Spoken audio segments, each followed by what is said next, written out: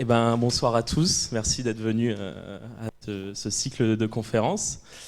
Je laisserai Luc et Charles vous présenter les orateurs juste après. Je vais commencer par une petite introduction. Donc commençons par quelques nouvelles de la science. Il y a quelques semaines, sur un papier publié dans la revue justement Science, ce papier théorise le phénomène de sécheresse éclair. Un nouveau phénomène climatique qui touche justement en ce moment le nord de la France, notamment Strasbourg, qui consiste en de vents violents conjugués à de faibles pluies et ce qui assèche de manière très rapide les sols, d'où le nom de sécheresse éclair. En début de semaine, dans la revue Nature, un article parle de la fonte des glaces de l'Arctique et nous informe que les glaces vont fondre en été avant la fin de la décennie.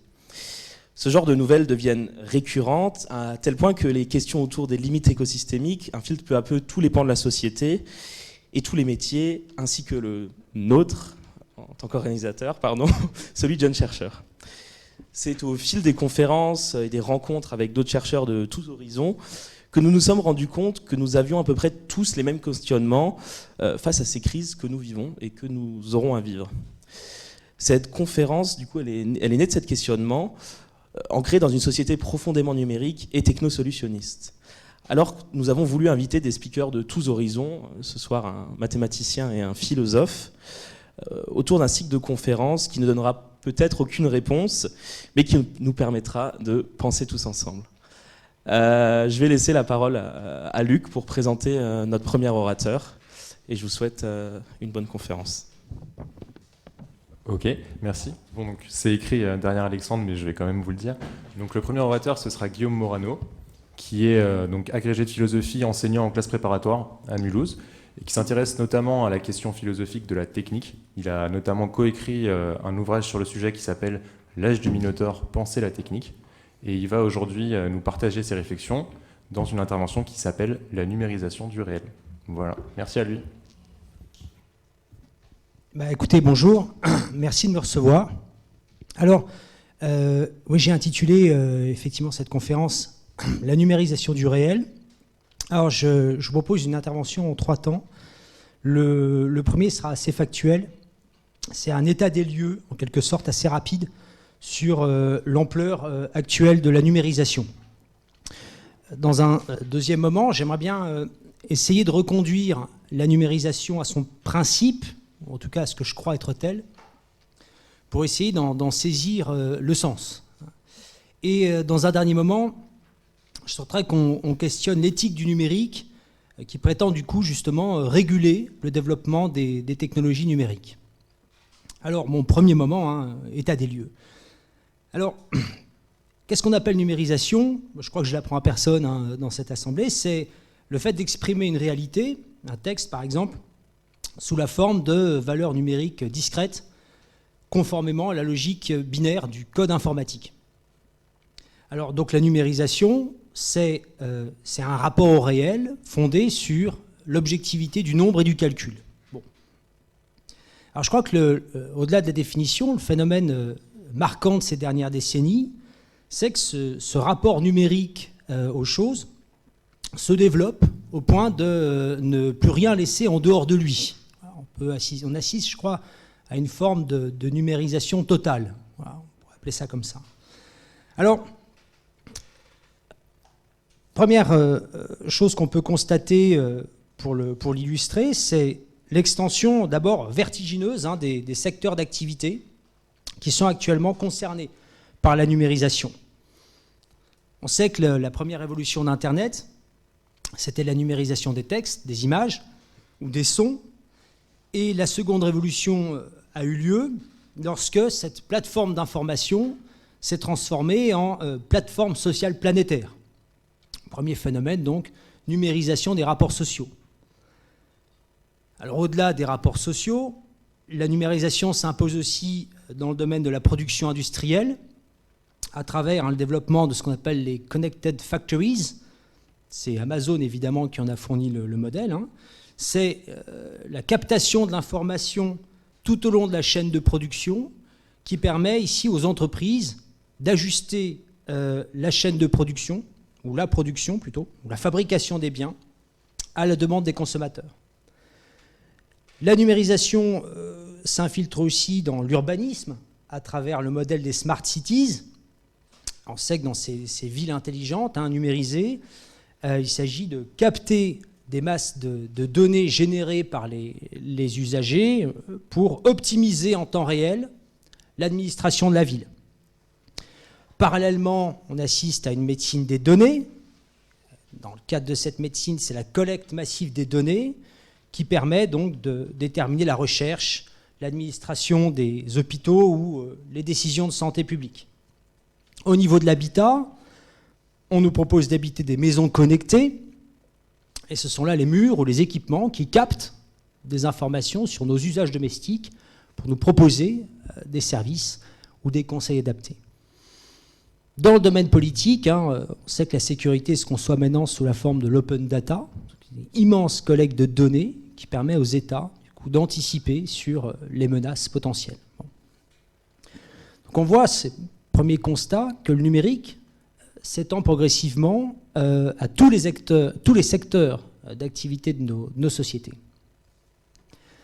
Alors parallèlement, la numérisation s'étend à toutes les échelles de la réalité. Alors, phénomène marquant, évidemment, c'est le développement de l'Internet des objets. C'est-à-dire que Internet ou la numérisation a quitté l'espace circonscrit de l'écran pour coloniser notre environnement immédiat. Alors, voiture, téléphone, fourchette, pour de vrai, fourchette, frigo, robot industriel, appareil électroménager. On voit que les choses qui nous entourent deviennent simultanément des objets d'usage et des capteurs de données. Dans le même moment, la numérisation vient nous coller à la peau sous la forme, excusez-moi pour la prononciation, des wearable technologies, donc lunettes, bracelets, chaussures, t-shirts, montres connectées, téléphone bien sûr, qui transforment en données non plus les états du monde extérieur, mais nos clignements de paupières, notre rythme cardiaque, notre degré de sudation notamment, toutes nos réactions corporelles involontaires. Et pour finir cette énumération, la captation informationnelle pourrait venir investir l'organisme lui-même sous la forme de l'implant cérébral. Vous savez que c'est développé par l'entreprise Neuralink d'Elon Musk. Et à cette échelle de captation, ce sont nos impulsions neuronales qui pourraient nous permettre de nous connecter aux machines et qui se verraient du coup elles-mêmes transformées en données.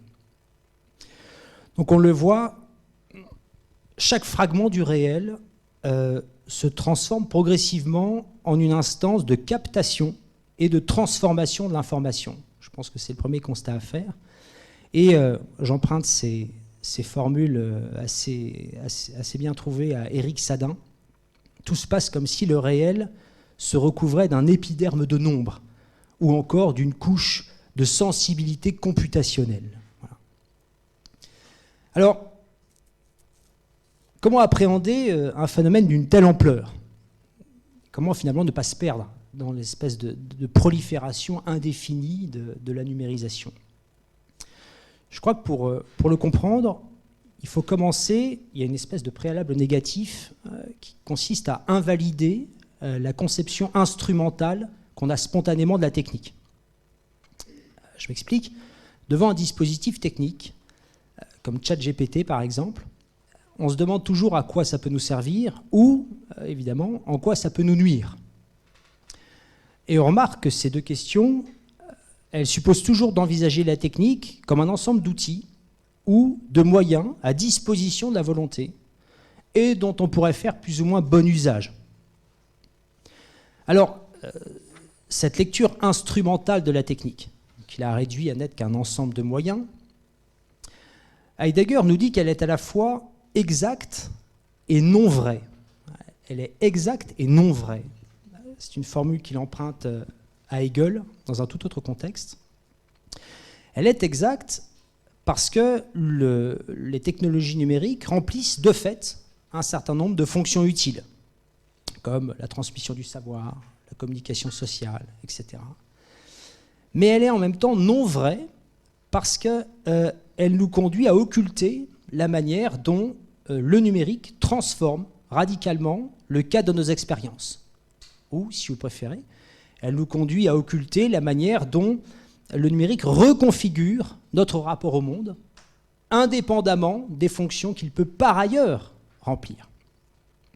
Je crois que de ce point de vue, la catégorie de l'utile, elle vient toujours presque masquer la question du sens, voilà, la neutraliser avant même qu'elle soit posée. Et il faudrait toujours d'abord se débarrasser de la catégorie de l'utile, autrement dit de la conception instrumentale, dès lors qu'on veut comprendre le sens de ce qui advient. Alors je crois du coup que face au numérique, aux dispositifs techniques, la question ne doit pas être en quoi cela peut-il nous servir, ni même d'ailleurs en quoi cela peut-il nous nuire, mais en quoi cela métamorphose notre expérience de la réalité, ou en quoi cela vient-il reconfigurer notre appréhension ordinaire du monde. Alors, pour répondre à ces questions, je crois qu'il faut remonter, on arrive du coup au deuxième moment de mon intervention, au principe du numérique, à savoir le projet de société informationnelle né dans les années 50 sous le nom de cybernétique. Alors c'est un retour à l'origine qui peut paraître assez surprenant, peut-être même un peu superflu, dans la mesure où la cybernétique, comme science institutionnelle, a aujourd'hui complètement disparu. Si vous voulez faire un doc de cybernétique, bon courage, vous ne trouverez pas de fac pour ça. Bon. Mais ce qui est étonnant, c'est que la science a disparu et, paradoxalement, le mot est partout. Cyberculture, cyberespace, cybersécurité, cybercafé, cyberpunk, cyborg. Donc, la cybernétique, finalement, elle n'a pas disparu parce qu'elle aurait cessé d'exister, mais plutôt, je crois, parce que sa logique s'est étendue à toute chose, sous la forme d'un paradigme. On peut dire, c'est l'hypothèse en tout cas que j'ai soutenue avec Pierre Dulot, on peut dire que la cybernétique constitue la matrice invisible du développement technologique contemporain. Et notamment elle, il me semble, qui fournit les concepts qui permettent de formaliser le développement actuel du numérique. Alors, j'en viens du coup à la nature de la cybernétique. Finalement, qu'est-ce que c'est ? On appelle cybernétique une machine susceptible de s'adapter à son environnement par rétroaction informationnelle. Rétroaction informationnelle. En ce modèle, il a été initialement conçu par Norbert Wiener au cours de la Seconde Guerre mondiale, dans le cadre des batteries de défense anti-aériennes. Vous le retrouvez aussi bien dans les systèmes actuels de pilotage automatique. Alors dans tous les cas, quel que soit le dispositif, la réception des informations est assurée par des capteurs, le traitement s'opère par un calculateur interne et le résultat du calcul commande l'action d'organes moteurs. Évidemment, une Google Car ne fonctionne pas autrement que selon le modèle cybernétique de la rétroaction informationnelle. On voit donc que le principe, c'est le terme anglais en fait que Wiener avait proposé, c'est celui du feedback, le feedback informationnel. Alors, pourquoi feedback informationnel ? Mais parce que c'est la captation et le traitement calculatoire de l'information qui permet à la machine de s'adapter à son environnement en continu. Bon. Alors, l'intuition fondamentale de Wiener, c'est que ce modèle, qui est initialement conçu pour les machines, peut aussi bien rendre compte du comportement des vivants et des hommes. Pour Wiener, c'est un peu la dimension philosophique de la cybernétique, pour Wiener, tout système complexe, que ce soit une cellule, un organisme, une société humaine, tout système complexe ne se maintient qu'à la condition de capter, traiter et réagir aux informations provenant du monde extérieur. Pas de différence essentielle donc entre le fonctionnement d'un organisme, le fonctionnement d'une société humaine ou le fonctionnement d'un ordinateur. C'est-à-dire que la réception des informations peut être indifféremment assurée par des capteurs ou des sens. Leur traitement ou leur interprétation peut être effectuée par des cerveaux ou des calculateurs. Et ces calculs peuvent commander l'action ou la réaction d'organes mécaniques ou vivants. La seule différence finalement entre le vivant, l'homme et la machine, c'est uniquement le degré de complexité des informations traitées. Alors, on peut décliner toutes les possibilités, mais c'est vrai que l'information, elle peut être sémantique, comme dans le cadre de la parole humaine. Elle peut être chimique, dans le cadre de la communication cellulaire. Elle peut être numérique, dans le cadre du fonctionnement coordonné des ordinateurs. Donc on voit que le paradigme cybernétique finit par abolir en quelque sorte les frontières ontologiques qui séparent les différents domaines de la réalité. On pourrait s'imaginer qu'effectivement entre l'ordinateur, la machine, le vivant, la cellule, la société, il y a des distinctions ontologiques fondamentales. On n'a pas affaire aux mêmes modalités de présence. Bon, du point de vue cybernétique, en fait, c'est un fonctionnement uniforme qui régit la réalité et qui est celui de la rétroaction informationnelle. L'ordinateur ou le cerveau humain peuvent être décrits identiquement en termes d'échange d'informations. Alors, excusez-moi pour cette présentation un peu aride de la cybernétique, mais finalement, quel est l'intérêt d'un tel modèle? Pourquoi a-t-il été conçu par Norbert Wiener et ses successeurs? Alors, l'ambition initiale de Wiener, ce n'était pas du tout de proposer un nouveau modèle théorique, et c'est l'étymologie ici qui nous renseigne sur le sens de la cybernétique. Cybernétique, c'est Kubernetes en grec, c'est le pilote, le pilotage, le gouvernement. Dans l'esprit de Wiener, en fait, il s'agit de concevoir une nouvelle forme de gouvernement des sociétés qui soit fondée intégralement sur la transmission et la communication des messages. Donc on voit que ce gouvernement cybernétique des sociétés constitue vraiment un projet politique. Ce gouvernement n'est pas du tout de l'ordre de la coercition, comme dans le cadre de la politique traditionnelle. Il n'est pas non plus de l'ordre de la gestion administrative, mais il se réalise sous la forme d'un pilotage informationnel des conduites. Pilotage informationnel des conduites. Et on comprend bien en fait l'intérêt du concept d'information ici. C'est que dans la mesure où l'information constitue une clé de contrôle, excusez-moi, j'ai anticipé, dans la mesure où l'information conditionne le comportement des individus par rétroaction, c'est-à-dire que nous rétroagissons en fait aux informations que nous captons de l'environnement, elle constitue en même temps une clé de contrôle des comportements individuels ou collectifs, ou, si vous préférez, le principe à partir duquel il est possible d'orienter les comportements vers des résultats politiquement ou socialement ou économiquement utiles. Kubernetes, donc, cybernétique, c'est le gouvernement des sociétés par gestion informationnelle. Alors on voit bien qu'à ce niveau, c'est le modèle cybernétique de société qui constitue la vérité du numérique. Par la numérisation du réel, nous rétroagissons constamment à des informations émises par des algorithmes, eux-mêmes conçus pour rétroagir à nos comportements. La numérisation, de ce point de vue, pourra servir indistinctement à produire des comportements rentables pour les entreprises dans le cadre du marché, des comportements utiles aux partis dans le cadre du jeu électoral, ou des comportements utiles à l'État dans le cadre du contrôle politique des populations. On peut évidemment songer ici au crédit social chinois, qui est en fait l'application à l'échelle d'un pays tout entier du gouvernement cybernétique conçu initialement par Wiener.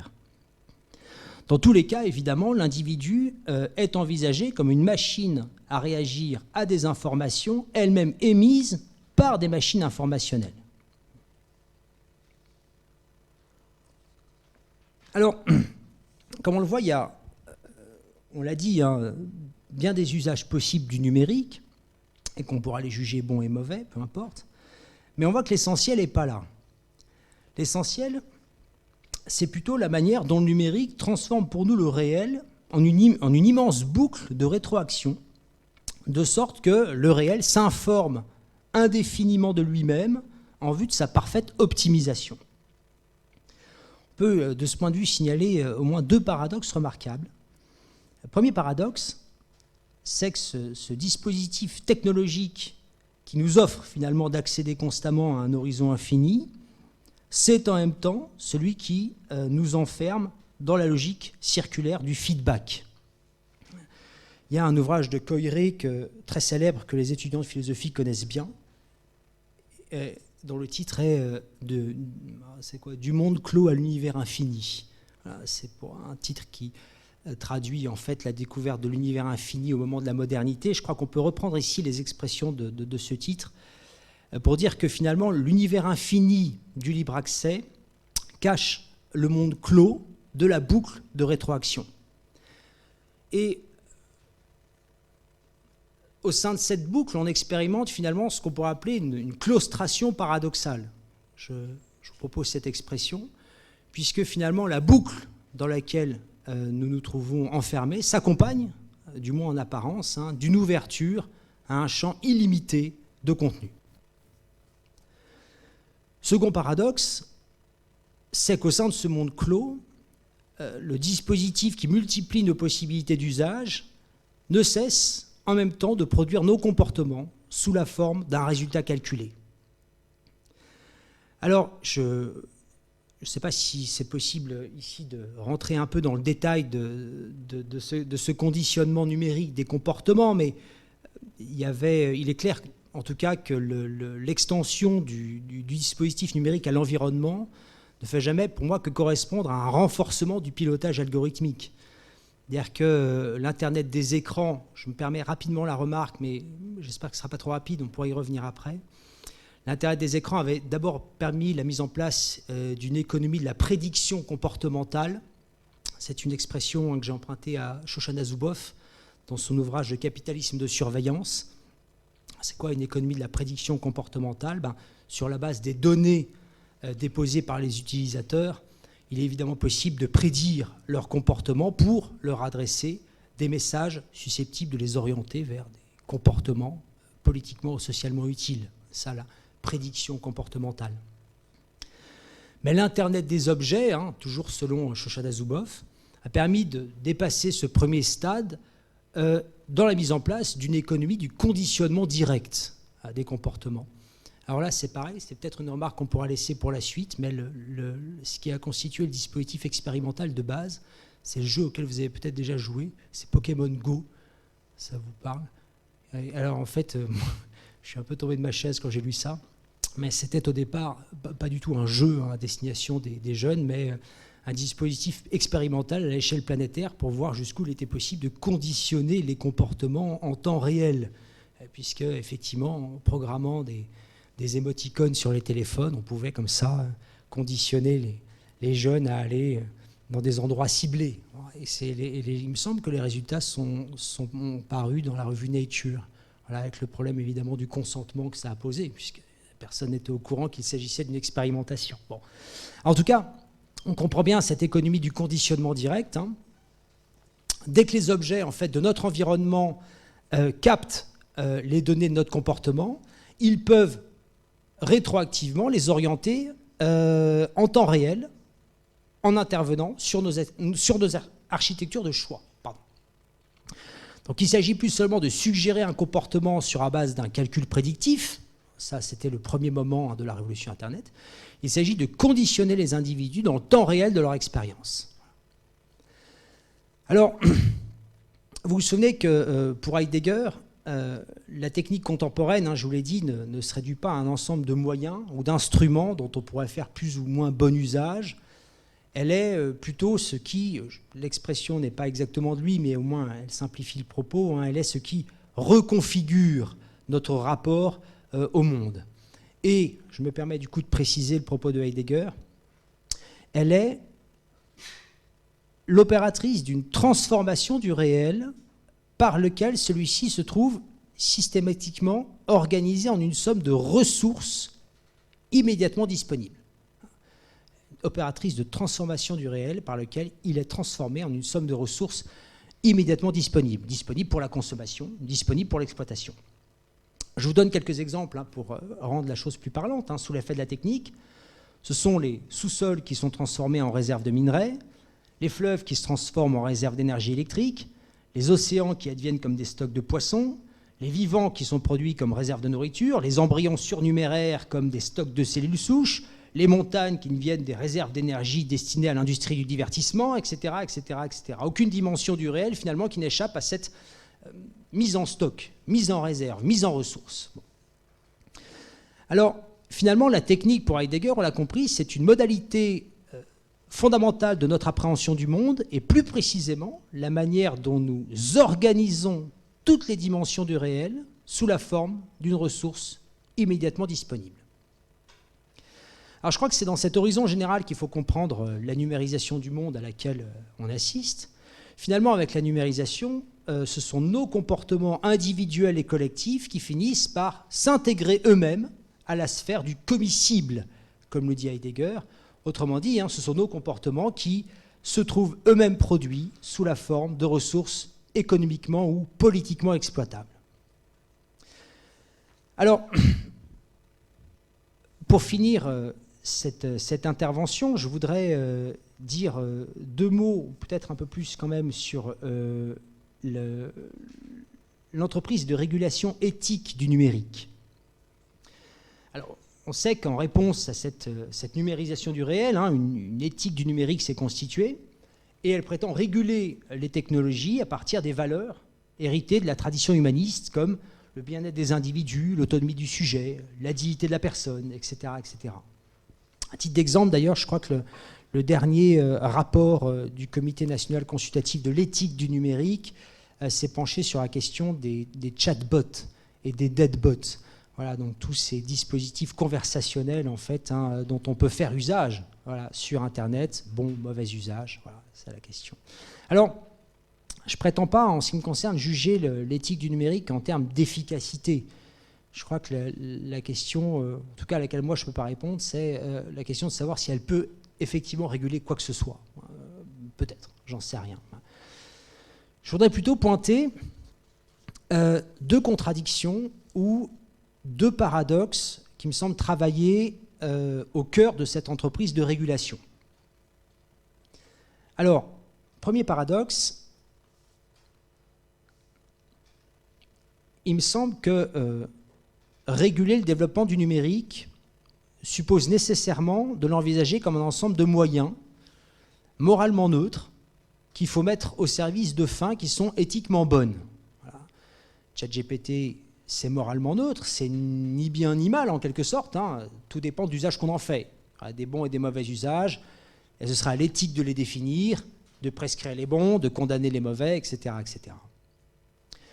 Mais on a vu en fait que cette conception instrumentale de la technique, elle est incapable de rendre compte de la technologie contemporaine parce qu'elle conduit en fait à occulter la manière dont cette technologie métamorphose pour nous l'expérience de la réalité.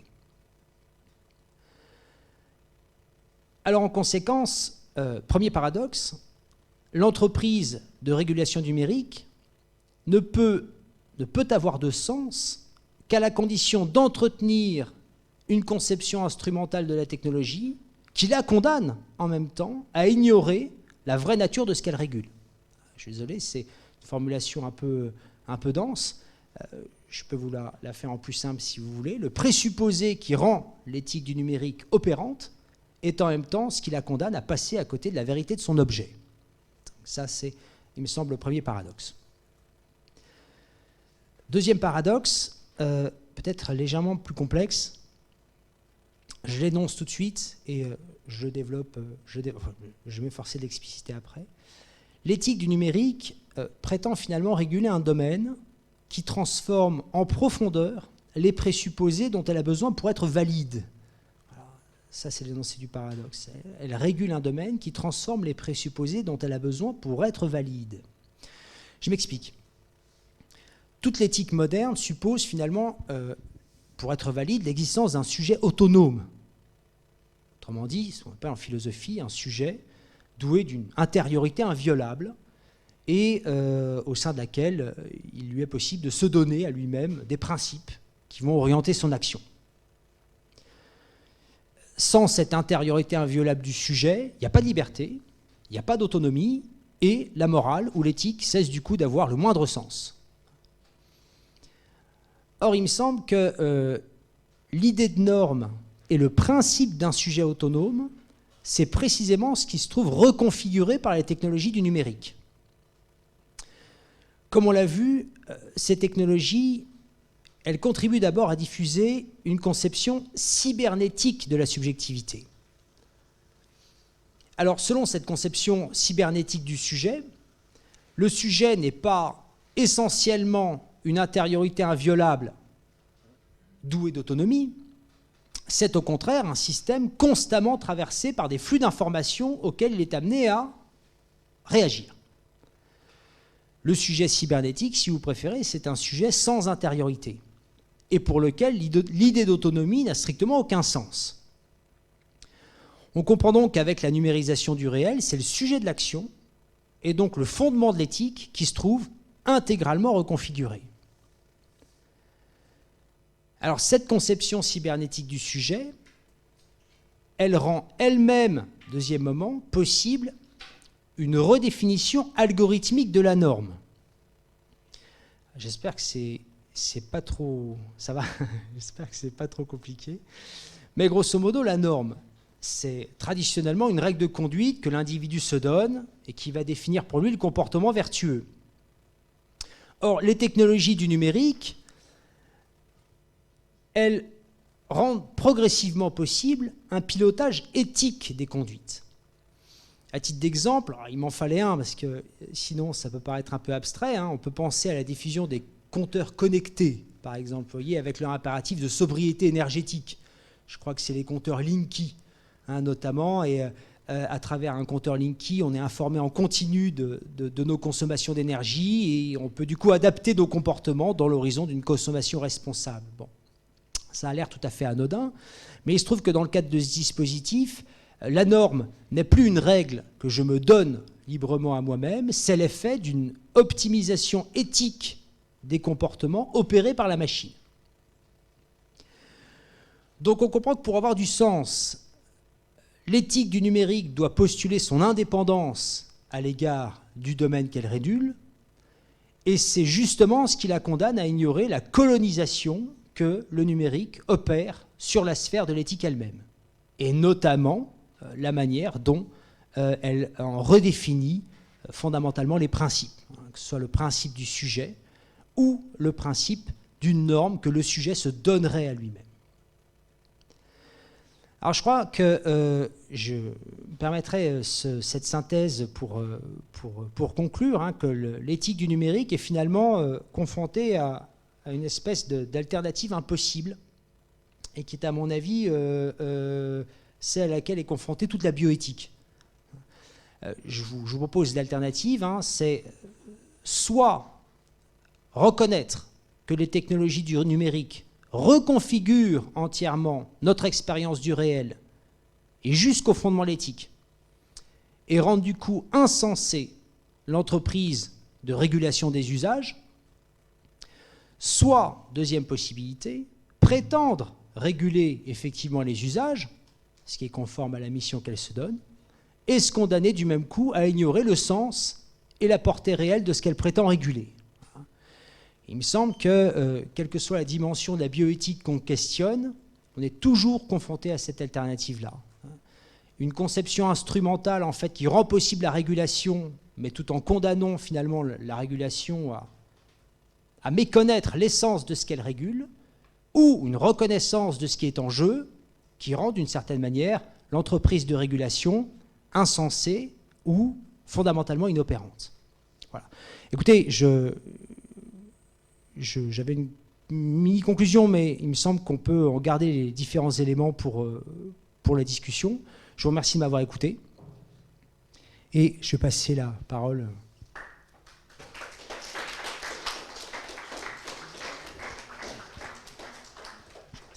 Merci. Juste peut-être pour préciser, s'il y a des questions, on les fera ensuite. On va essayer de faire une espèce de question-débat avec les deux intervenants. Donc voilà, si vous avez des questions, gardez pour tout à l'heure. Et peut-être tu veux présenter Charles. Bon, encore une fois, c'est écrit devant vous depuis tout à l'heure, mais je vais quand même le faire. Donc Charles Goubel, le deuxième intervenant, il est maître de conférence à l'Université de Strasbourg en mathématiques et chercheur à l'IRMA. Et donc il s'est intéressé récemment aux questions environnementales et à leur lien avec le monde académique. Et il va nous présenter aujourd'hui ses réflexions sur ce sujet dans une intervention qui s'intitule « Vivre et faire de la science dans une société qui détruit son cadre d'existence ». Voilà, merci à lui.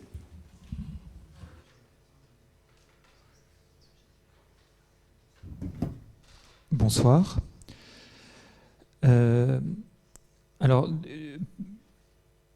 Pourquoi c'est ça qui s'affiche et pas l'autre? Je veux que ce soit celui-là, moi. Voilà.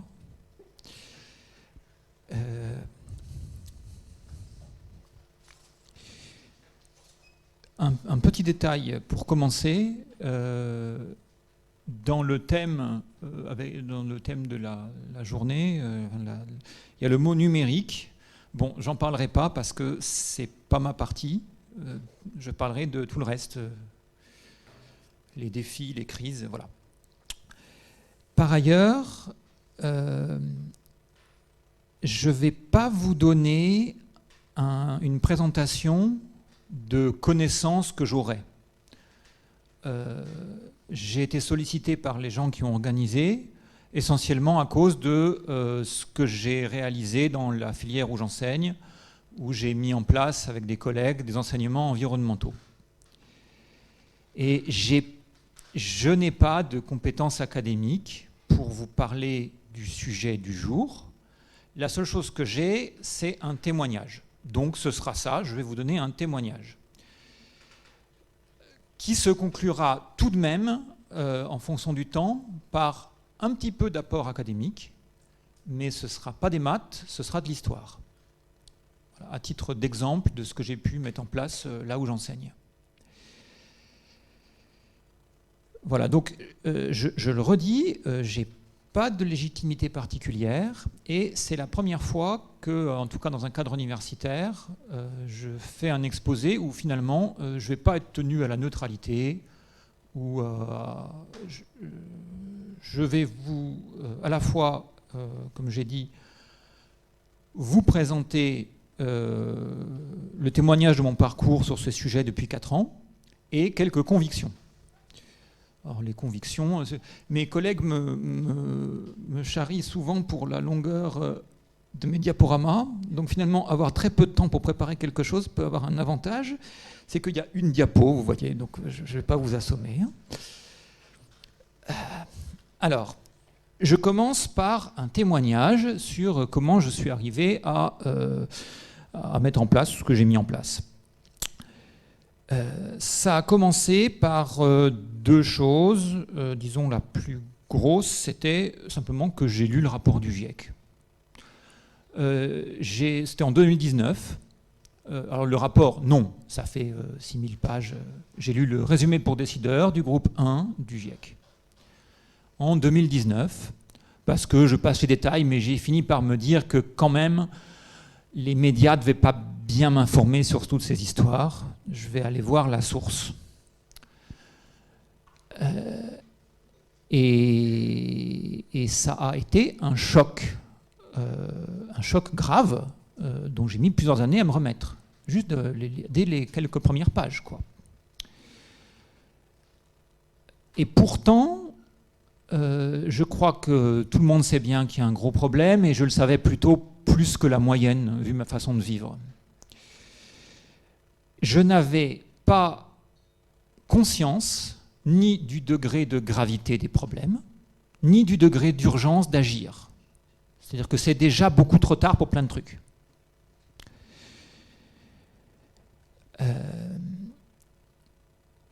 J'en reviens toujours pas, quand même, du degré de dysfonction de la société où on vit, parce que quand même, je suis, parce que c'est moi, c'est ma façon d'être, particulièrement curieux de toute chose scientifique. Je mange de la science depuis que je suis petit, toutes disciplines confondues. Et j'étais passé à côté.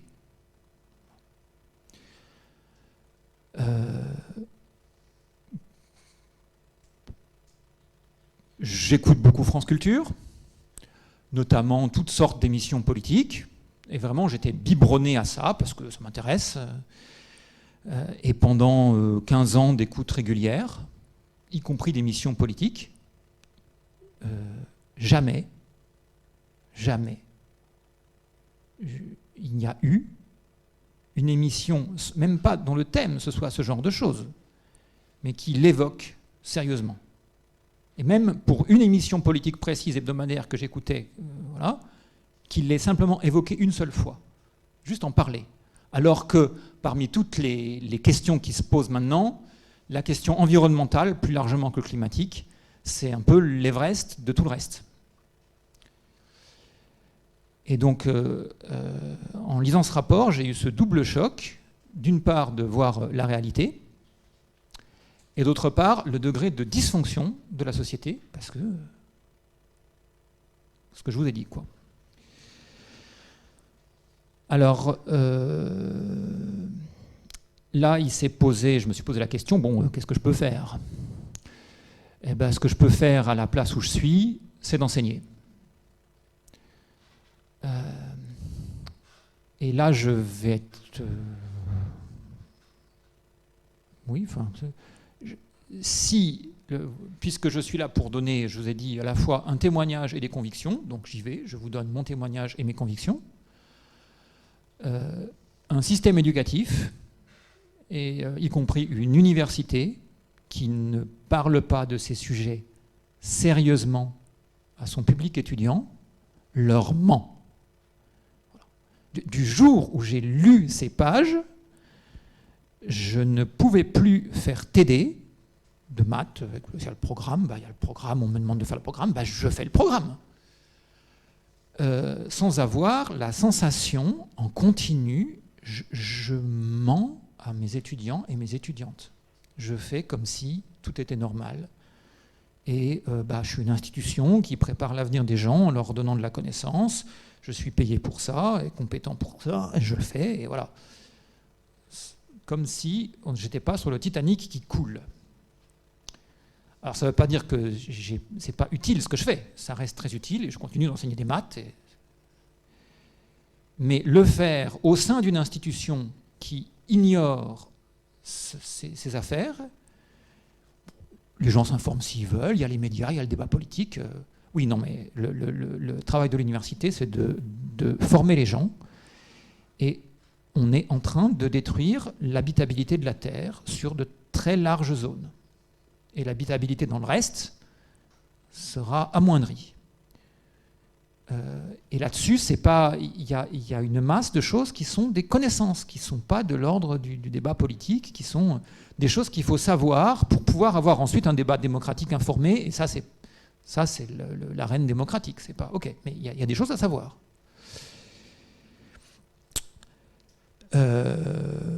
Voilà, donc ça, c'est mon témoignage.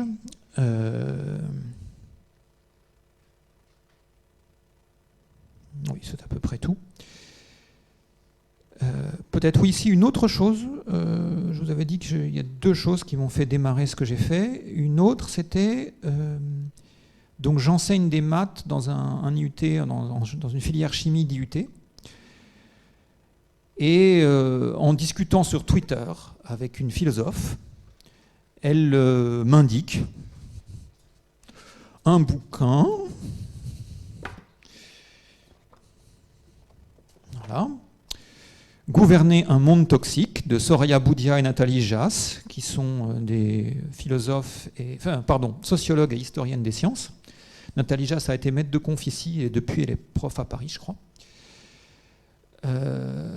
Qui dresse un panorama du monde pollué dans lequel on vit et de comment ça a été géré par les États depuis, en gros, 1945, depuis l'après-guerre.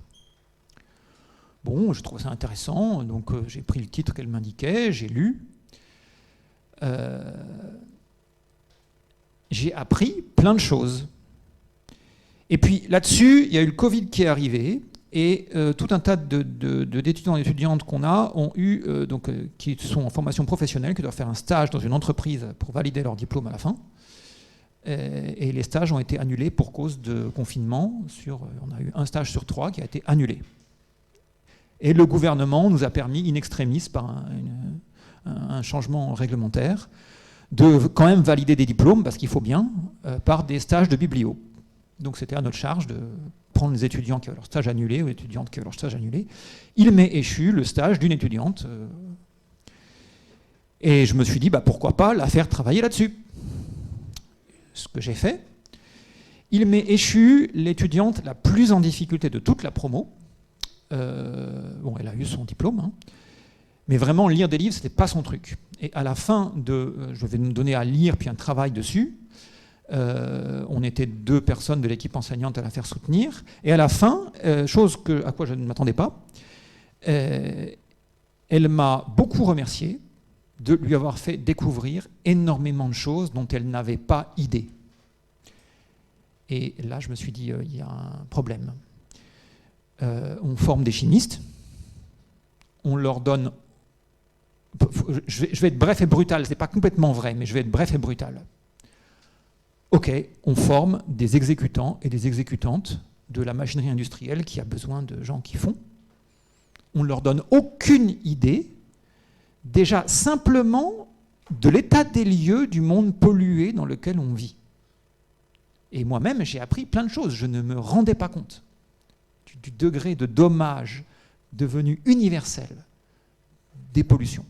Et ce n'est qu'un aspect du gros massacre environnemental, hein. Mais c'est un aspect finalement vraiment significatif et dont je n'avais pas idée de la largeur, la profondeur, la hauteur, bref. Et là-dessus, j'en parle à mes collègues qui me disent, puis ma chef de département finit par me dire bah ouais, c'est vrai, t'as raison, ce serait bien de leur en dire 2 mots, t'as qu'à leur faire un cours là-dessus. Donc j'ai fait un cours là-dessus. C'est là que je peux voir. Donc là, vous voyez, là, vous subissez une diapo. Donc mon cours, il est là. Il fait 525. Vous voyez, bon, c'est un peu trop long. J'avais seulement 4 heures. J'ai pas réussi à faire les 525 diapos.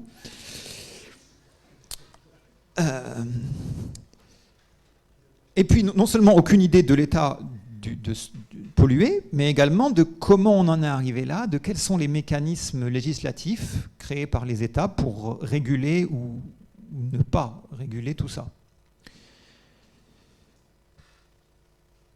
Une chimiste, une collègue chimiste, m'a demandé si elle pouvait assister à mon cours, bien sûr, et elle m'a dit 2 ans plus tard, au cours d'une conversation, qu'elle avait appris pratiquement tout, quoi.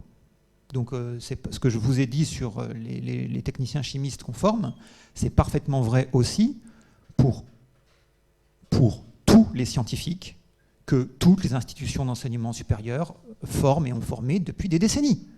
On nous apprend de la science, de la matière et de la nature. On ne nous apprend pas le côté historique, sciences humaines et sociales, aspects environnementaux de tout ça. C'est pas prévu. Bon, il serait temps de s'y mettre.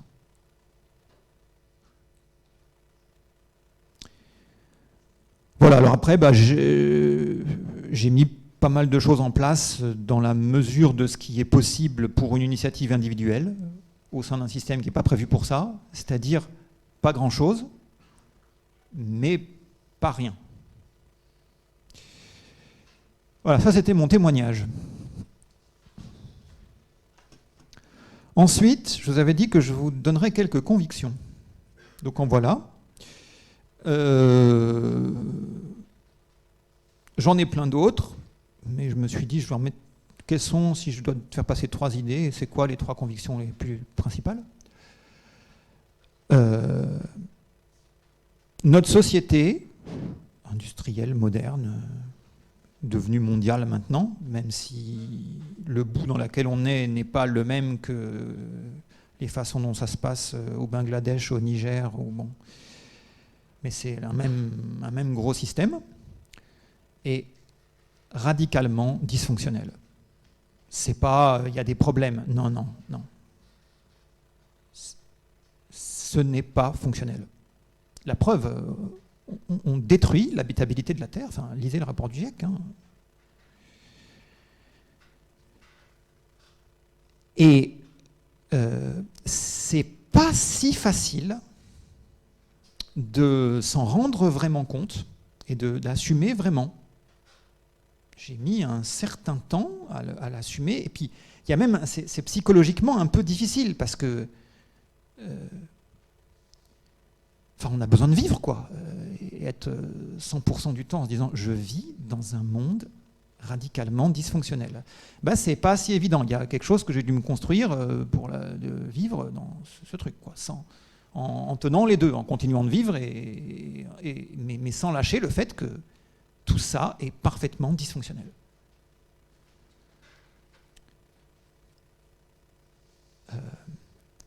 Il y a aussi, et ça c'est des historiens des sciences qui le soulignent, le fait qu'on vit à un bout de cette grosse machinerie, et le bout dans lequel on vit, on vit dans un pays riche. On est ici, je pense, à peu près toutes et tous de classe moyenne ou le haut de la classe moyenne.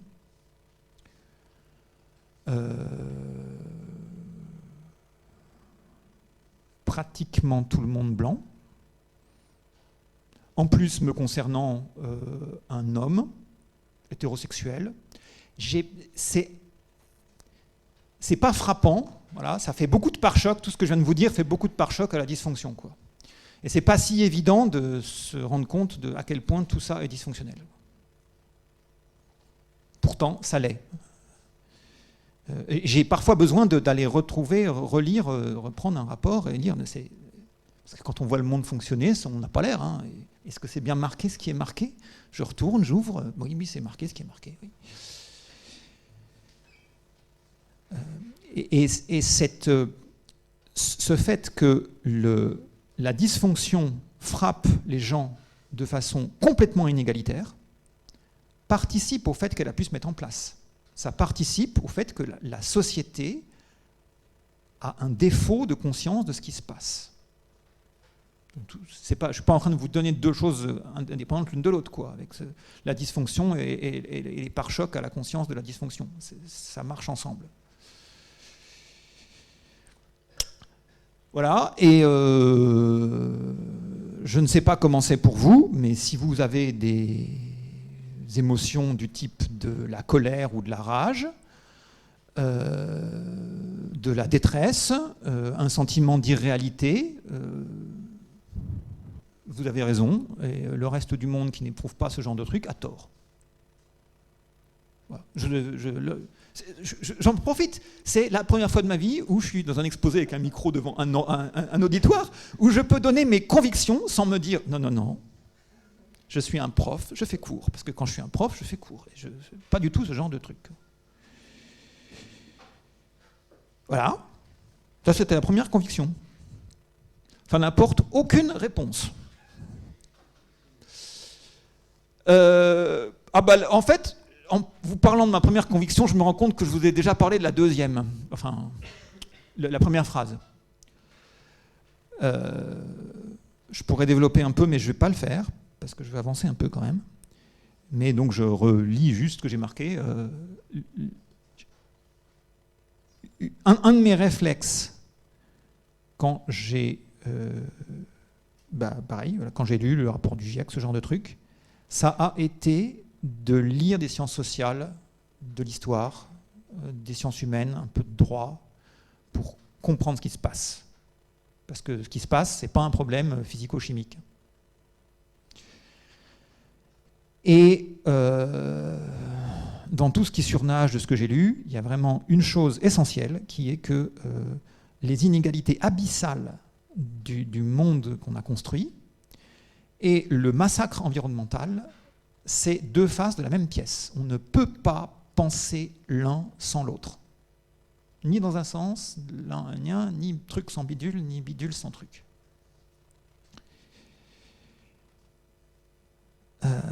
Et donc ça, moi, ça a un corollaire possible. C'est cool de dire mes convictions, c'est vraiment... faites comme moi. Lisez un peu de sciences humaines et sociales. Enfin, vraiment. Alors après, c'est pas si facile, notamment parce qu'il faut des portes d'entrée là-dedans. Et pareil, dans la dysfonction dans laquelle on est, le système universitaire, si vous êtes en sciences exactes, en sciences technologies, en informatique, en n'importe quoi, vous n'avez pas de porte d'entrée là-dedans. On ne vous en donne pas. Enfin, je ne pense pas. Moi, on m'en a jamais donné. Ma porte d'entrée à moi, tiens, je vais vous le dire, ça a été très simple. C'était Twitter. Super efficace. Je me suis abonné au compte de quelques scientifiques qui me semblaient intéressants. Puis après, il y a un coup de proche en proche. Oui, finalement, telle personne ne m'intéresse pas tant, je me désabonne. Ah tiens, tel autre, hop, hop, hop. Et puis, ça m'a fait une revue de presse déjà tous les jours. Et puis, des idées de lecture. Et pas seulement des idées de lecture. Parfois, des commentaires, un éclairage. Entre lire un livre et lire un livre avec une série de 5 tweets d'une personne qui donne un éclairage, explique pourquoi ça l'a intéressé, etc. Et c'est pas pareil. J'y vais avec une appétence particulière. Bon. Et une chose pour laquelle je milite, c'est à l'université, c'est que l'espèce de dichotomie sciences de la nature, sciences de la matière, technologie d'une part, et sciences humaines et sociales, il y a une dichotomie humaine. C'est ces deux communautés humaines qui ne se parlent pas beaucoup, quoi. Ce serait bien de faire communiquer un peu. Et ça marche un peu dans les deux sens, c'est-à-dire que de mon côté, sciences exactes, je pense qu'il faut mettre un peu de sciences humaines là-dedans, et puis côté sciences humaines, un peu l'inverse. Enfin.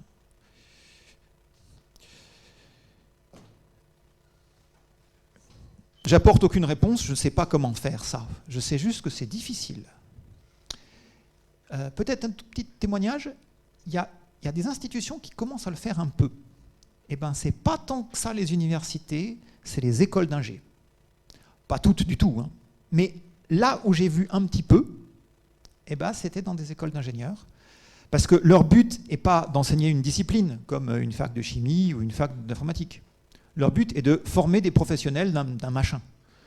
Et si l'institution, l'école X ou Y se dit « Ah bah tiens, pour former des professionnels de machin, ce serait bon de leur apporter un petit peu de regard juridique ou sciences humaines sur leur pratique », bah, ils embauchent la personne qu'il faut et ils mettent ça dans le cursus, quoi. Par ailleurs, c'est des institutions beaucoup plus petites qu'une université, donc c'est plus maniable. On peut virer de bord, on peut changer des choses un peu plus facilement que quand on a 50 000 étudiants et étudiantes. Alors voilà, ça c'était ma deuxième conviction. Vous pouvez voir, il y a des livres là, ils sont bien. Pas tous aussi bien les uns que les autres, mais bon, c'est ceux que j'ai en ce moment. J'ai pas tout lu, mais j'en ai lu une partie. Troisième conviction. Le défi environnemental. Et là, je reprends une phrase de Valérie Masson-Delmotte, donc, qui vient d'achever un mandat double de coprésidente du groupe 1 du GIEC. Donc je la cite quasi verbatim, pas tout à fait. Le défi environnemental est tellement énorme que chaque personne, chaque institution doit en prendre sa part. Alors, je vous ai dit, hein, pour une université, ma conviction, c'est que sa part, c'est d'enseigner ça, de ne pas faire comme si ça n'existait pas. Mais ça dit aussi, et ça je le vois, enfin, c'est ce que j'ai l'impression de voir en essayant de m'informer, c'est que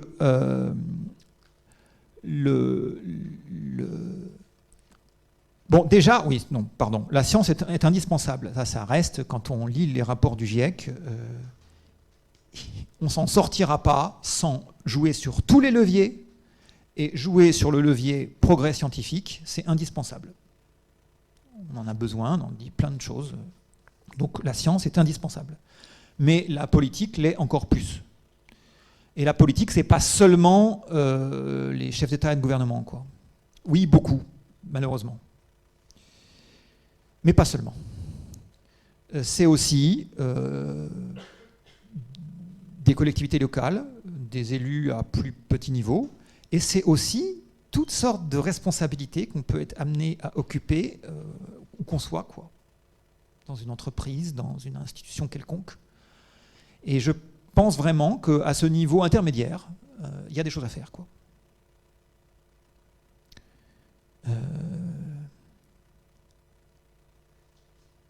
Simplement, voilà. Chose idiote,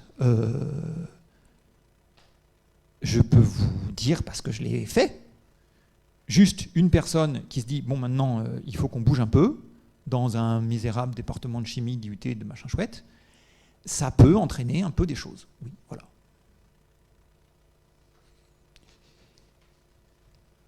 Donc voilà, défi à venir. Je ne sais pas où vous serez dans l'avenir proche ou lointain, mais je suis persuadé qu'à n'importe quel endroit, il y a des choses à faire et que quelqu'un qui est dans le système et qui a une compétence et qui est motivé peut faire changer un peu des choses.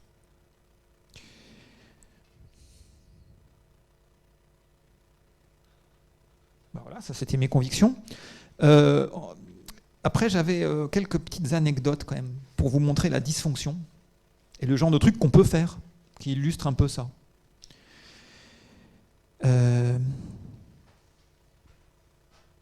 Sur les stages,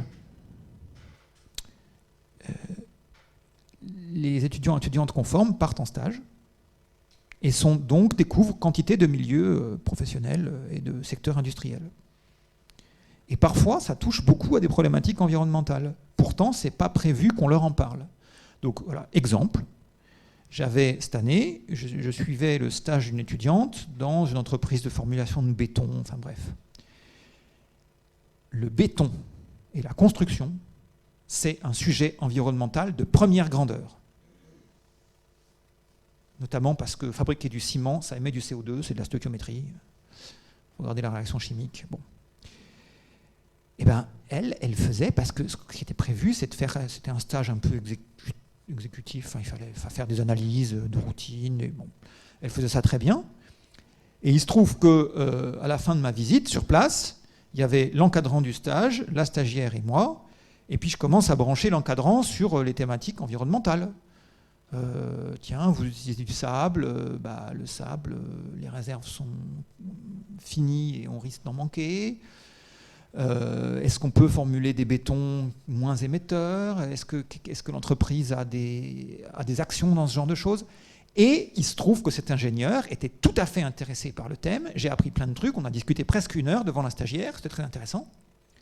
Mais c'était le hasard du fait que j'étais intéressé par ce thème, et donc j'ai branché l'ingénieur dessus. Et voilà, c'était pas prévu dans les stages de faire s'intéresser les gens à l'aspect environnemental du lieu de stage. C'est pas prévu. Enfin, je reviens au jour de ma dysfonction. Il faut changer. Et voilà. Donc après, la question, c'est comment faire pour que ça devienne prévu. Et la question suivante, une fois comment faire pour que ce soit prévu, c'est de nous auto-former, parce qu'on a été formé par un système qui ne nous a rien enseigné là-dessus. Qu'est-ce que j'ai comme autre anecdote? Ah oui, les normes. Encadrement de stage, je vais visiter une entreprise, il fallait revalider une méthode d'analyse d'un polluant dans un effluent industriel. Et parce que la norme avait changé, et donc il fallait faire un seuil plus bas et avoir une méthode d'analyse plus fine. En sortie c'est clair, en sortie d'usine. Et donc il fallait revalider toute une méthode, c'était le stage du stagiaire. Et puis à la fin, je demande à l'encadrant du stage, ah bon, donc la norme a changé, mais c'est une norme de quoi et pourquoi elle a changé? C'est quoi? C'est national, c'est européen, c'est autre chose, et pourquoi ça a changé? Le type m'a regardé, je lui posais une question, enfin, il ne s'était jamais posé la question, c'est pas son problème, pourquoi on me pose cette question? Écoutez, j'en sais rien, enfin. Bon, ok, alors... je ne lui en veux pas, mais c'est symptomatique, en tout cas j'interprète ça comme ça, de gens qu'on a formés à faire leur métier correctement. Il fait son métier correctement, voilà. Bon, ma conviction, c'est que si on continue de former des gens qui font leur métier correctement, en ce sens-là, sans se poser de questions, on continue de foncer dans le mur. Et donc finalement, j'ai fait venir une juriste pour parler au moins pendant 2 petites heures sur les 1800 heures de la formation, sur toutes les normes qu'on vous demande d'appliquer. Elles viennent d'où? Donc une juriste de droit de l'environnement, sur quelques exemples super simples. Comment c'est fabriquer une norme? Avec toutes les questions que ça pose, parce que c'est un processus politique qui est parfaitement questionnable. Il y a une partie de science, parce que pour savoir au-dessus de quel taux de nitrate c'est pas bon et en dessous de quel taux de nitrate ça va, il y a une part de données scientifiques. Mais ensuite, où est-ce qu'on met la barre exactement? Ça, c'est de la politique, c'est pas de la science. Et il y a un mélange des deux à au moins faire passer un petit peu. Là, il faut que vous me disiez où j'en suis du temps, parce que j'ai ma dernière partie qui est vous raconter un petit peu d'histoire, mais je ne sais pas combien de temps il me reste. Ok. Non, 3 minutes, je vais faire. Je vérifie que je vous ai pas... C'est quoi ça? Ouais. Alors je vous emmène dans les 3 minutes qui restent. Un tout petit... Voilà quand même que vous goûtiez mes 525 diapos. Des choses que j'ai découvertes en lisant de l'histoire des sciences. Voilà. Donc là, ce que j'ai lu, c'est un livre de Jean-Baptiste Fresso qui s'appelle L'Apocalypse joyeuse. C'est pas celui-là. Comment ça, je l'ai pas? Eh ben, il est resté chez moi. Voilà, il est resté chez moi. Non, il est là. Voilà. Qui explique, dans la partie comment on en est arrivé là, il fait l'histoire, dans le cas français essentiellement, de comment on est passé de la gestion environnementale de Moyen-Âge, Ancien Régime, à la gestion environnementale, Révolution industrielle et ce qui a suivi. Et en faisant ça, il veut battre en brèche une idée qui a eu beaucoup cours et qui continue d'avoir cours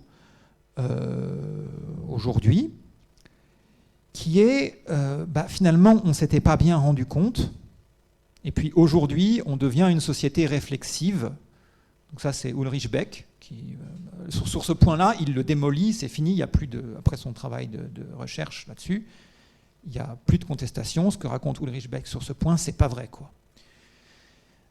Qu'on n'aurait finalement pas eu tant conscience que ça de tous les dommages. Et aujourd'hui, et notamment à partir d'un tournant qui se serait passé dans les années 70, on prend conscience que on est en train de mettre la planète en danger, quoi. Et qu'on devient réflexif. Alors, non. Au contraire, les sociétés, avant la révolution industrielle en Europe, étaient très très conscientes de leur vulnérabilité en lien avec l'environnement. C'est-à-dire un environnement dysfonctionnel, on va mourir, on n'aura plus de récolte. La santé était mal comprise, donc on savait que les microbes, on n'en avait aucune idée. Donc il y avait des courts-circuits. Un environnement malsain, ça abîme la santé. Bon. Y compris dans des cas où ce n'était pas forcément complètement vrai ou complètement bien interprété, mais en tout cas c'était très ancré. Et non seulement c'était ancré dans les esprits, mais c'était ancré dans les fonctionnements politiques et juridiques. C'est-à-dire que, vu que pour un État, la puissance d'un État était basée sur sa population, une population nombreuse et en bonne santé, c'était ça l'essentiel à préserver. Et donc si dans une ville, vous avez une tannerie qui s'installe et puis elle se met à polluer l'air ou l'eau et que le voisinage se plaint, la police arrive et ferme la tannerie et lui dit d'aller s'installer ailleurs. Point. Et ce n'est pas vu comme un conflit de voisinage, c'est vu comme un problème public. Et je passe les détails sur... Il montre qu'il y avait des mécanismes inhibiteurs qui empêchaient fonctionnellement de mettre l'environnement en danger. C'était bloquant socialement. Des mécanismes sociaux, politiques, qui bloquaient ça. Et puis il y a eu un basculement où, pour le dire en une phrase, ce qui est devenu essentiel, c'était pas, et parce que facteur de puissance, c'était pas le nombre et la santé de la population, c'était le développement industriel. Qu'est-ce que c'est qu'un État puissant? C'est un État qui a une industrie développée. Donc, la raison d'État est passée de « il faut absolument garantir le nombre et la santé de la population » à il faut absolument garantir l'expansion industrielle. Et le reste est secondaire. Et alors, c'est ce qu'il appelle le mécanisme de désinhibition. Quantité de mécanismes bloquants ont été enlevés par des groupes d'intérêt qui avaient tout intérêt à ce qu'ils soient enlevés, et ils ont été enlevés. Et on vit aujourd'hui dans des sociétés, et ils ont été enlevés non sans résistance et sans conscience qu'il y avait un danger. Là-dessus, on n'est pas une société qui se réveille, ah tiens, on se rend compte que... Non, non, non. À chaque fois qu'il y a eu ce désamorçage de petites... comme des chevilles qui construisent un meuble et qui font qu'il se tient, et hop, elles ont été enlevées. Et à chaque fois, ça a résisté, quoi. Donc, je ne peux pas vous en dire plus et je vais m'arrêter là. Si vous voulez comprendre, vous pouvez lire ce livre ou le résumé que j'en ai fait. J'ai fait un bon résumé, il fait juste 525 diapos et il y a plein d'images. Voilà. Donc je pourrais vous donner le lien si ça vous intéresse. Voilà, ce genre de choses, je n'en avais aucune conscience. Et pourtant, c'est extrêmement lié aux choses que j'enseigne, puisque j'enseigne en filière chimie, quoi. Et les gens à qui qu'on forme n'ont aucune conscience de tout ça. La conscience n'est pas, malheureusement, suffisante pour agir. C'est pas parce qu'on prend conscience des choses qu'on va agir, ça marche pas comme ça. Mais quand même, c'est assez nécessaire. Si personne n'a conscience de rien, on va rien changer. Voilà. Et donc c'est pour ça que j'ai fait ce genre de cours. Merci de votre attention.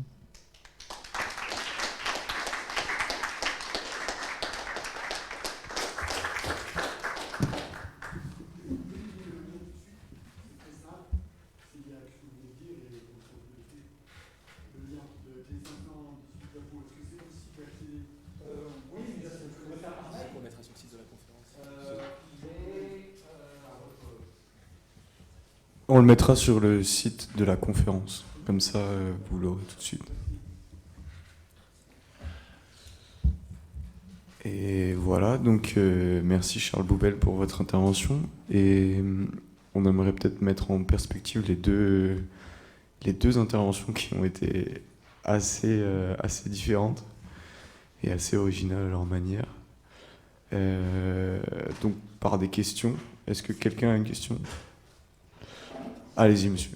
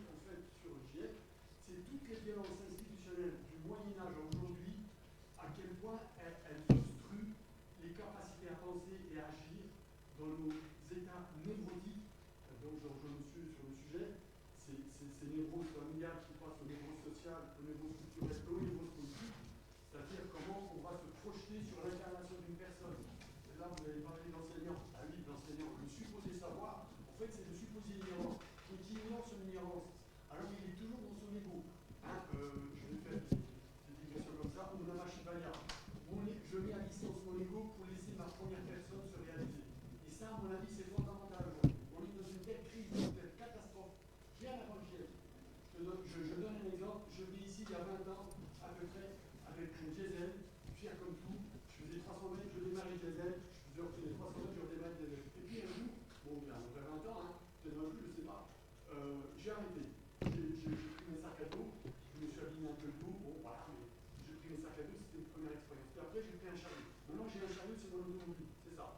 Donc je dépose le véhicule diesel depuis 20 ans, je le dépose dans un endroit, et puis en fait je fais quoi? Donc je travaille sur mon état de santé physique, physiologique et psychologique, et je fais mon travail une fois par semaine, venir à Strasbourg pour mon boulot.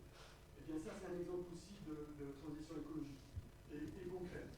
Et en fait la question du sujet, vous avez, mais alors c'est inouï, j'ai plein de gens des générations, comme je parle, je travaille sur le vieillissement, en fait on est tous en vieillissement. Donc quand j'ai des adolescents qui s'adressent à moi, des filles, des garçons de 20 à 40 ans qui disent oui mais vous les vieux, alors je dis souvent, allez voir, recentrons, c'est quoi être vieux?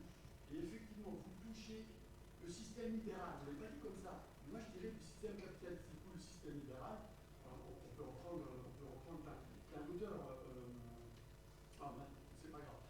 Et donc si vous voulez, le système libéral nous a amené en tant que consommateurs à nous empêcher d'arriver à consommer acteurs.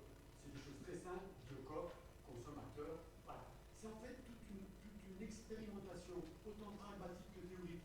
Donc les connaissances, effectivement, l'autonomie, c'est fondamental. Est-ce qu'on vise l'autonomie des personnes, dans le style, par exemple, si vous avez une question à poser, vous pouvez la poser, ça veut dire auto-censurez-vous de donner votre réflexion. Or, monsieur vient de dire, si vous avez des idées, moi je ne sais pas où j'en suis dans un merdier. Eh bien, je vous rassure, on est tous dans un merdier. On est dans un chaos monumental. À l'est, à l'ouest, au sud, au nord, partout. Et donc, je m'en félicite au Japon, c'est la même chose, c'est une catastrophe. Il y a l'ère libérale japonais qui est en train de nous donne un coup dessus, mais c'est un matraquage pas possible. Et à côté, vous avez Masanobu Fukuoka sur la macrobiotique, sur l'agriculture sauvage, la permaculture, parce que moi je suis en permaculture aussi. Hein, donc au quotidien, dans mon village, je fais une tour d'écologie. Donc j'amène plein de choses, parfois par provocation, parce que j'en suis exacerbé. J'ai une colère, comme vous dites, j'ai une colère, mais ma colère, au lieu qu'elle soit physique, elle a été à une période, elle devient intelligible. Et donc je vais voir les personnes, des militaires, ma voisine Régine qui travaille à la pause, je dis non Régine, c'est pas possible. Moi j'ai décidé que cet espace public, je le tombe de façon écologique et je me permets de le tondre, c'est pas ton territoire, c'est le territoire du monde. Parce que les gens aujourd'hui ils en sont là. Ils viennent à tondre, par exemple, non pas pour tondre, mais simplement pour se soigner aussi. Mais ils n'ont pas conscience. Alors, comment faire prendre conscience aux personnes qu'on peut faire autrement? Parce que tondre trop court, c'est assécher le sol, et tellement la sèche, ça fait miroir au niveau des rayons du soleil, c'est que le béton, le verre qui peut bétonner partout, bien il faut déconstruire tout ça. Et c'est un travail qui l'a retenu. Et je suis un pessimiste lucide. Mais ce qui veut dire que je lutte avec l'optimisme de ma volonté contre le pessimisme de ma raison. Vous voyez, voilà. Je ne sais pas si j'ai dit trop de choses, si je suis confus, si je suis clair, mais voilà. Donc je pense qu'il faut utiliser, et là aussi je vous rejoins tous les deux, toutes les sciences. J'ai eu encore des écoles prépa à la manif contre la réforme des retraites, dont je suis aussi scandalisé parce que ça fait 110 ans qu'on nous parle des retraites. Au lieu de nous parler des retraites, on devrait nous parler c'est quoi vieillir, c'est quoi retraiter sa vie. Il nous reste juste 15-20 minutes pour les questions, donc ouais, une minute. Voilà. Donc je veux juste s'il vous plaît. information sur le juste que vous disiez. En fait, vous avez raison, il faut viser l'autonomisation des étudiants. Mais les étudiants dans la rue, les étudiants à la fac, les étudiants dans l'entreprise, les étudiants à l'hôpital psychiatrique où je suis. On est tous des étudiants, et nous tous en apprentissage, du début jusqu'à la fin. Boris Cyrulnik dit tant que je ne serai pas allongé, je tricote. Eh bien, tricotez. Ah, ne vous arrêtez pas de tricoter, d'expérimenter, d'être créatif, de ne pas avoir peur, de souhaiter d'être audacieux. Voilà, c'est un peu le message que je peux vous lancer. Donc je me ravis de ce que vous avez dit tous les deux. Même si je n'ai pas vu dedans, il y a encore sur la politique pareil, la politique. Mais on pourra en parler juste après, lors du pot, il n'y a pas de souci. Ouais, on va peut-être laisser des questions. Alors peut-être pour un peu recentrer, je rebondis un peu sur ce que tu as dit Charles, après on laissera à l'Assemblée. Tu disais, la science elle est indispensable. Certaines visions, on pense notamment à Aurélien Barraud qui prend beaucoup la parole sur ces sujets, vont dire que finalement, est-ce que la science est vraiment indispensable? Est-ce qu'elle ne fait pas partie du problème? Est-ce que ce n'est pas une pièce à deux faces comme tu parlais tout à l'heure pour d'autres exemples? Est-ce que la façon dont on fait est-ce que c'est juste la façon dont on fait la science qui aujourd'hui est néfaste? Peut-être vous pouvez en discuter tous les deux, vous aurez peut-être des points de vue qui sont différents. Et voilà, merci. Essayez de parler dans le micro aussi parce que c'est enregistré.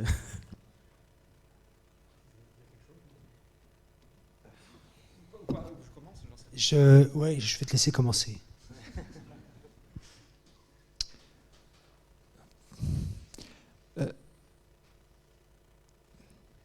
Là-dessus, sur on a besoin de science, je n'ai pas de réflexion philosophique ou politique sur la science, sur est-ce qu'elle fait partie du problème ou je sais pas. Enfin, c'est un peu pour moi, c'est une autre question. Je vais prendre l'exemple idiot des voitures électriques. On a construit un monde dépendant à la voiture. C'est une absurdité. C'est n'importe quoi. L'étalement urbain, faire des vies où, pour la majorité de la population dans nos pays, vivre sans voiture est impossible. Bon, eh ben, on ne va pas déplanter les maisons du jour au lendemain. Et il faut agir maintenant. Eh ben, la voiture électrique, c'est moins pire que la voiture thermique. C'est un mal aussi, mais c'est moins pire. Et qu'est-ce qui permet qu'il y ait des voitures électriques ? C'est de la science. Je ne dis pas autre chose que quelque chose de basique comme ça. Alors, évidemment,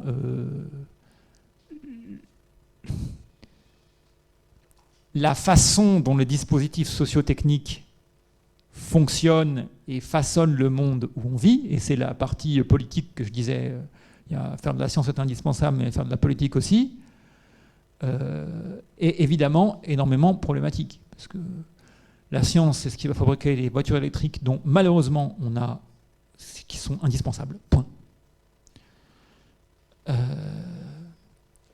Mais c'est aussi ce qui fabrique, je sais pas, quantité de choses absurdes, l'orgie numérique. Mais voilà, je peux rien dire d'autre que quand on lit les rapports du GIEC, et là c'est pas de l'opinion, quoi, c'est des constatations sur l'état technosocial où on est et ce qu'il faut faire.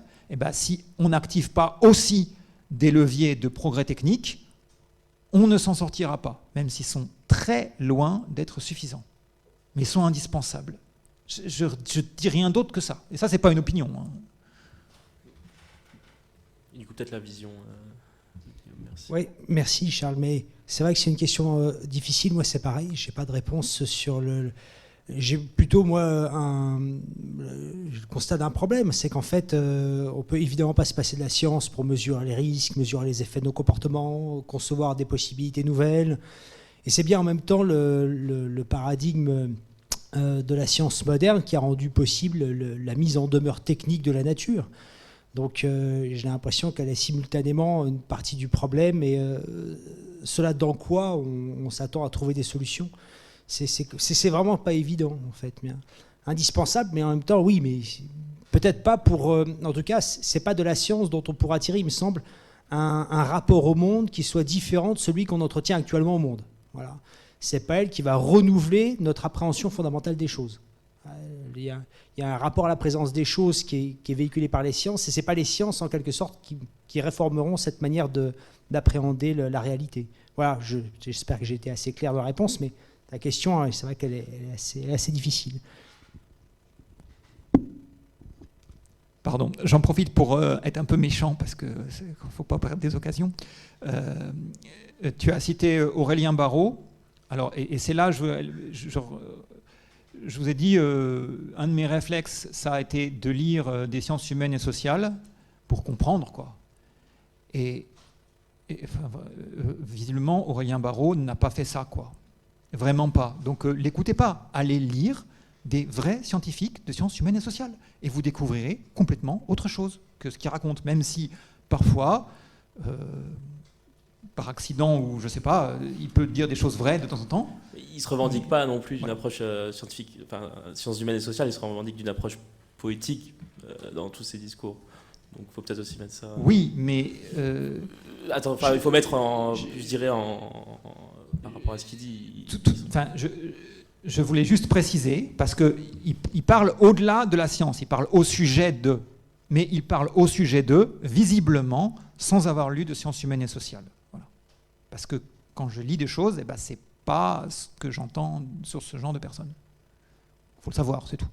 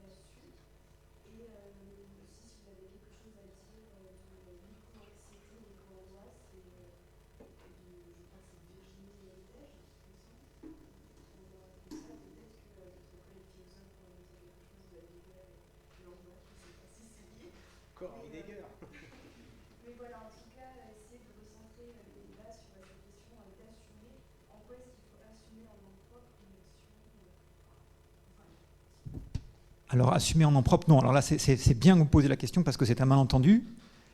Quand je disais assumer, c'était juste que je ne voulais lâcher ni le fait que, ni la conscience dont j'ai parlé. On marche sur la tête. Et pourtant, continuer de vivre. Et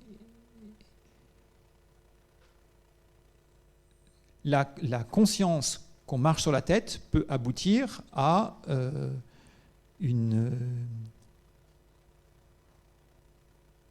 c'est tellement insupportable que c'est juste gênant pour vivre.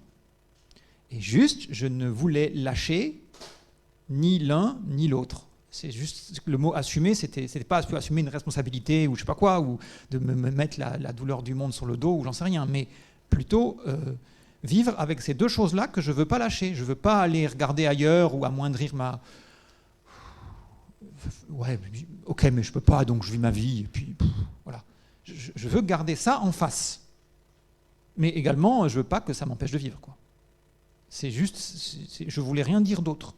Et témoigner que c'est pas si facile de trouver un moyen de vivre sans marginaliser cette conscience. Sur l'éco-anxiété, je vais rien vous dire que de très banal. En tout cas, c'est la première chose qui me vient. Et qui n'est... Alors là, c'est pas une conviction, c'est ce que j'ai lu partout des gens qui s'en occupent.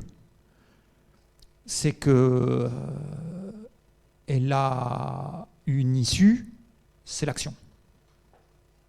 Les gens qui s'en sortent, j'ai pas lu énormément, mais j'ai quand même lu ou écouté plusieurs psychologues ou gens qui font de la recherche en psychologie.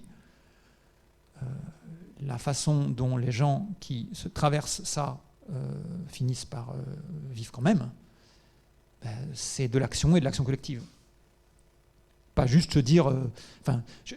pareil, j'en profite pour faire une petite incise sur la politique où c'est vraiment pas une question de geste individuel ou de se mettre à vivre comme un moine, j'en sais rien. Même si ce genre de choses peut avoir une importance, mais je ne veux pas en parler. C'est pas le problème, c'est l'action collective. Et en tout cas, je peux témoigner que pour moi, c'était une façon d'investir dans quelque chose de constructif des émotions complètement destructrices. Je ne sais pas si ça répond à votre question.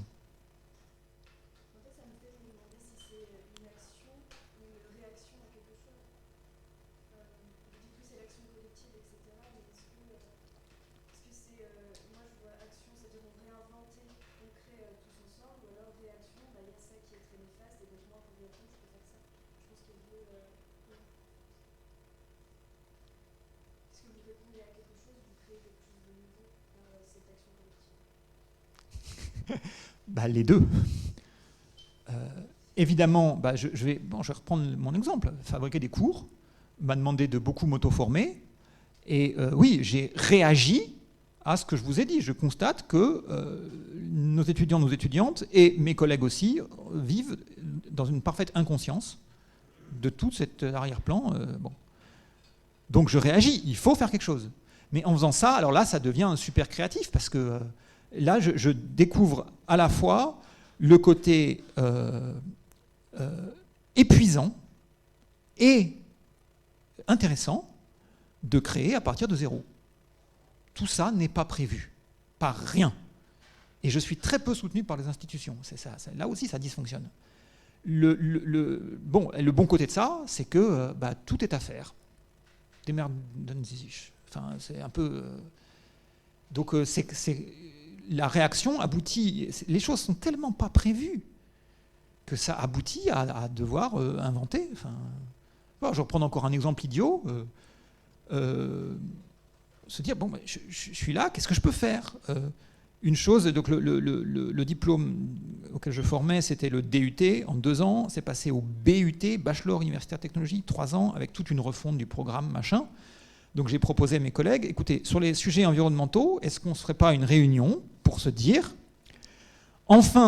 puisqu'on est en train de changer le diplôme là, en fin des 3 ans, les gens qui ont diplôme, du point de vue chimie et environnement, au croisement des deux, c'est quoi la liste de courses minimale qu'il est raisonnable que les gens sachent quand on les diplôme?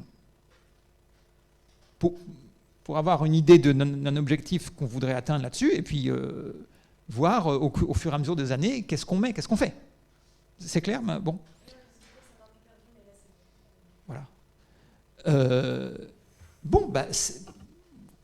J'ai jamais fait ça, et on invente. Et donc maintenant, j'ai été très surpris de voir que la liste de courses, en fait, elle était très claire dans la tête de pas mal de gens, qu'il y avait du répondant partout. Bref, en faisant, j'avance, et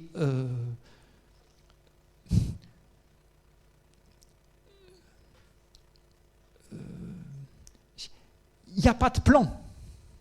Je regarde, c'est pragmatique, je regarde quel est le pas que je peux faire là. Ah bah celui-là. Puis une fois que j'ai fait ça, ok, maintenant que je suis là, oui, je peux faire ça. Voilà.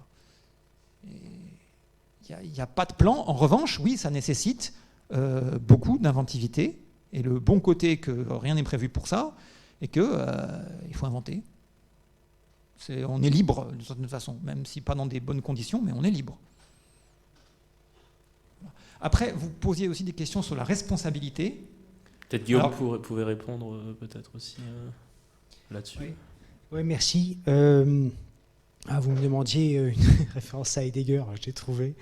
Non, c'était ce que tu disais tout à l'heure, qu'en fait, tu étais étonné en fait, de voir que les étudiants, les profs de chimie à la fac pouvaient vivre dans une parfaite inconscience en fait, de ce qui advenait. Et moi, je pensais à cette formule justement de Heidegger, quand il dit, mais finalement, l'absence de détresse fait partie de la détresse. En fait, c'est son symptôme le plus manifeste. C'est quand tout continue à très bien fonctionner, alors que littéralement, tout s'effondre. Et c'est la formule que vous connaissez bien. Tout fonctionne, cela est bien inquiétant. Hein, Mais il y a quand même une objection qu'on pourrait faire à cette formule de Heidegger, c'est justement le phénomène que tu évoques d'éco-anxiété, parce que c'est un phénomène qui est très récent, qui est quand même massif, qui se répand énormément. Et en réponse à ce que tu disais, moi aussi, je la trouve vraiment invivable.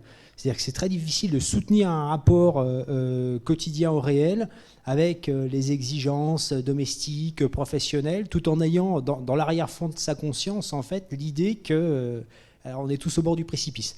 Il y a vraiment, c'est presque une forme de schizophrénie, en fait, à laquelle ça nous condamne. Je ne sais pas ce que tu en penses, mais moi, en fait, sans être peut-être allé comme toi jusqu'au bout notamment de la catastrophe climatique, parce que ça m'angoisse en fait. Mais c'est vrai qu'il y a quelque chose d'invivable au quotidien.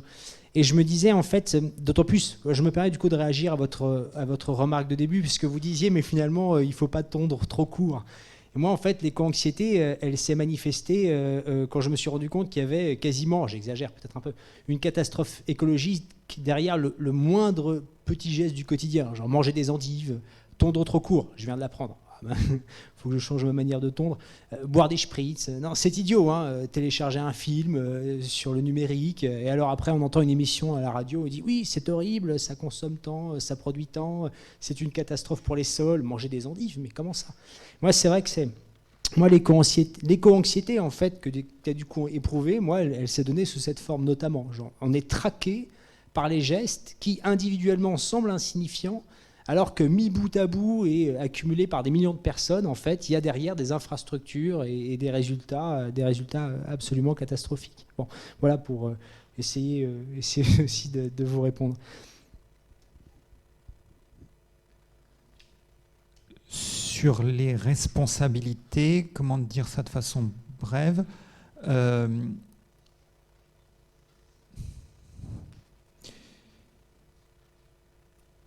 ce qui ressort des petits morceaux d'histoire que j'ai pu lire, d'histoire environnementale, c'est l'énorme puissance de tout un tas de groupes d'intérêt qui n'ont rien de démocratique,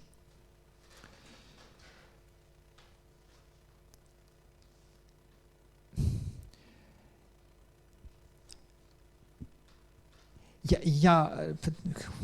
peur de partir trop loin en racontant ça. Il y a une sorte de récit de la catastrophe environnementale bon, allez, soyons méchants encore un petit coup. À la Jean Covici, si vous voyez le genre de choses qu'il dit,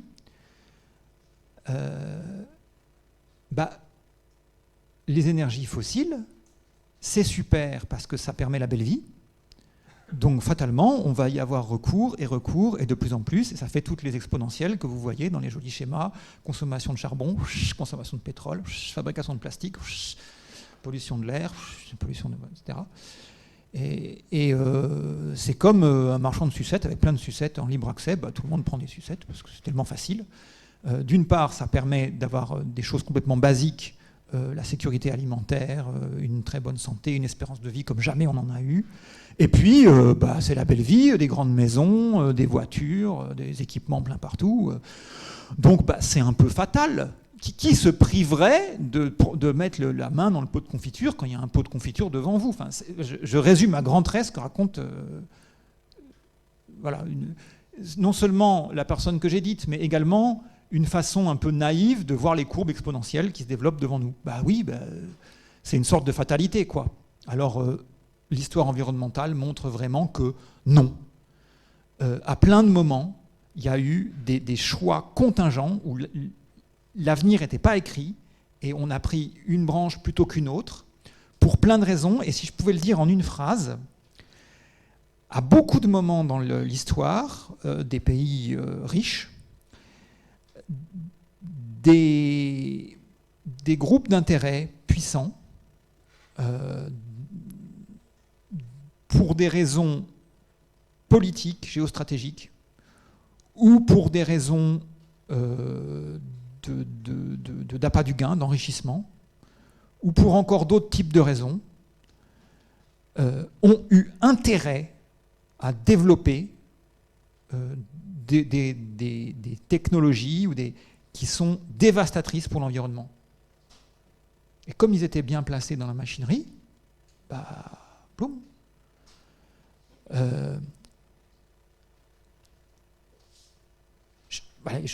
Pour juste vous donner un exemple de ce que je raconte, qui est la tarte à la crème de l'histoire environnementale sur les recours aux énergies fossiles, c'est les tramways aux États-Unis.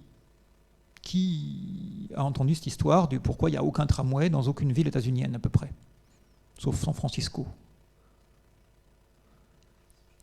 C'est contraire au développement de la voiture. Oui, c'est-à-dire qu'il y a eu une sorte de tragédie.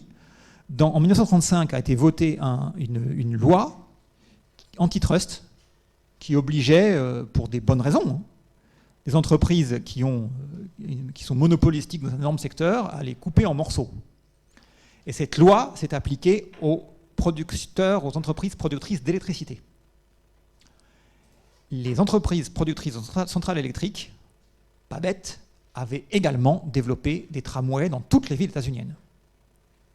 Ça leur achetait l'électricité qu'elles produisaient dans leurs centrales. Loi antitrust, il faut séparer les choses. Et donc l'État fédéral a obligé à vendre.